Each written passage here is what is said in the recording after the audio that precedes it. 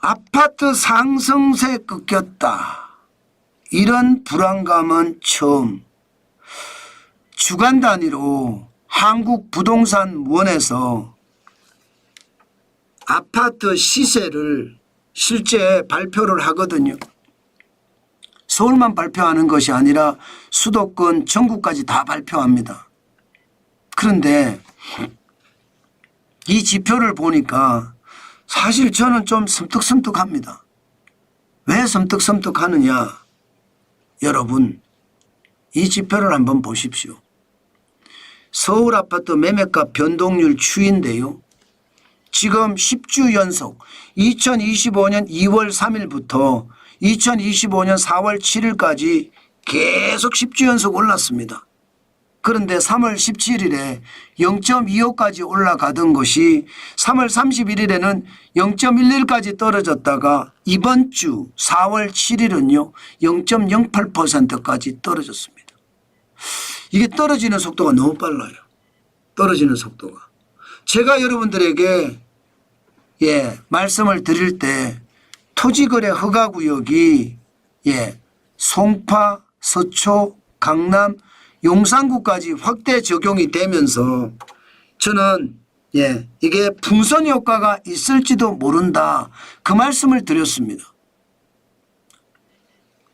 토지거래 허가구역을 과거에는 삼성동이나 대치동이나 청담동이나 잠실동이나 이렇게 선정을 했다가 이게 집값이 많이 올라가니까 구 단위로 선정을 했단 말이에요. 구 단위로. 송파구 이렇게 강남구, 서초구, 마포구 이렇게 선정을 했거든요. 여기는 토지거래 허가구역에 선정이 되어 있기 때문에 집을 사든 아파트를 살려고 하면 신고를 해야 돼요. 그리고 허가를 받아야 돼요. 그렇지 않으면 못 사요.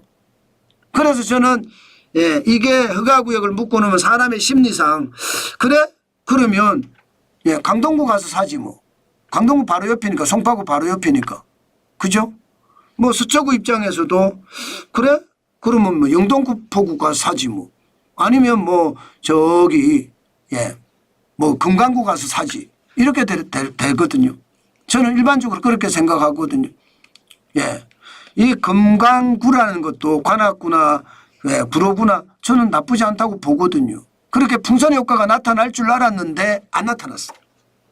안 나타나면서 꺼졌어요. 자, 여러분 보세요. 꺼지는 게 얼마나 꺼지는지. 지금 4월 10일입니다.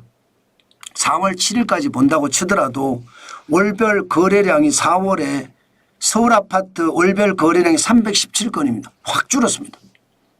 확 줄었어요. 그리고 말입니다.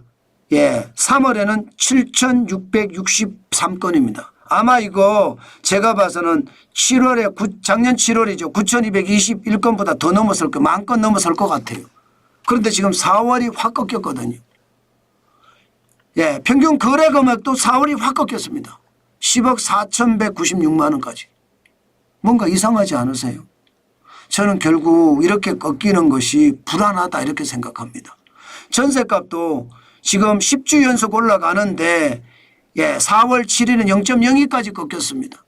결국 이렇게 꺾이는 것이 결국은요 불안감이 크다. 뭐에 불안감이 크느냐. 트럼프 대통령의 관세가 결국 말입니다. 우리 시장을 강타하는 것 아니냐 이런 얘기까지 나올 수 있다는 겁니다. 이런 얘기까지. 게다가 지금 시장에 외국인들이 사는 것도 확 줄었다고 하잖아요. 확 줄었다고.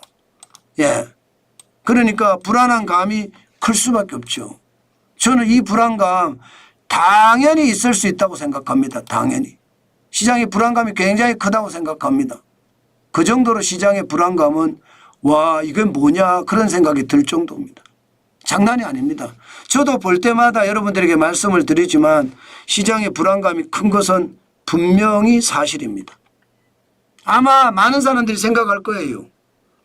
이 트럼프 관세가 세계 경제의 침체를 몰고 올 거다. 여기에다가 이게 침체에서 더 나아가서 신흥국 국가들의 어떤 파산까지 가지고 오면 세계 대공황으로도 발전할 거다. 그런 생각을 하니까 집값에도 저는 영향을 미친다고 보는 겁니다.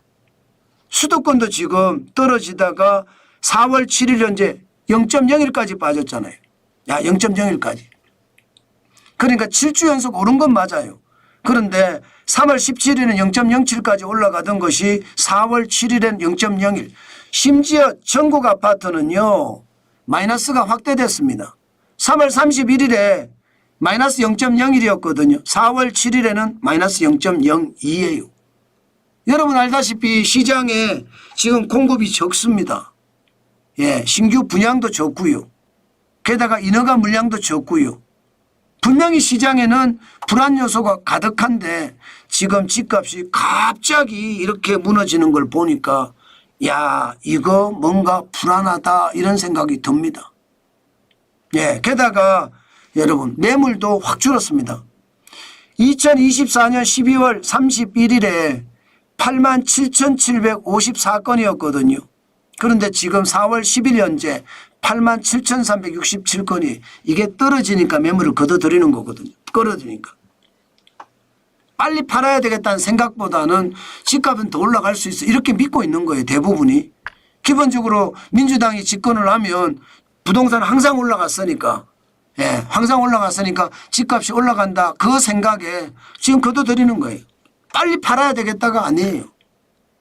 근데 걷어들이는 것도 굉장히 빠른 속도로 걷어들입니다. 지난 3월 6일 날 93,685건까지 있었거든요. 그런데 지금 87,367건이니까 뭔가 불안감이 가득한 겁니다. 저는 부동산을 볼 때 예, 불안감이 가득하다. 세계 경제 침체가 온다. 이런 생각도 저는 충분히 할 수 있다고 생각합니다. 그렇지만 여러분 우리가 진짜 열심히 봐야 될 것은요. 과연 시장에 어떤 일이 일어날 것인가 이것도 고민을 해야 됩니다. 돈을 풀잖아요. 돈을. 지금 어느 정부가 들어서더라도 우리 경기를 부양시키기 위해서는 돈을 풀 수밖에 없을 거예요. 뭐 민주당이 집권을 하든 아니면 보수당이 집권을 하든 돈을 푸는 방법밖에 지금 경제를 살릴 수 있는 방법 없거든요. 지금 돈을 푸는 방법 외에 소비를 진작시키는 것은 굉장히 어렵습니다. 왜 어려우냐.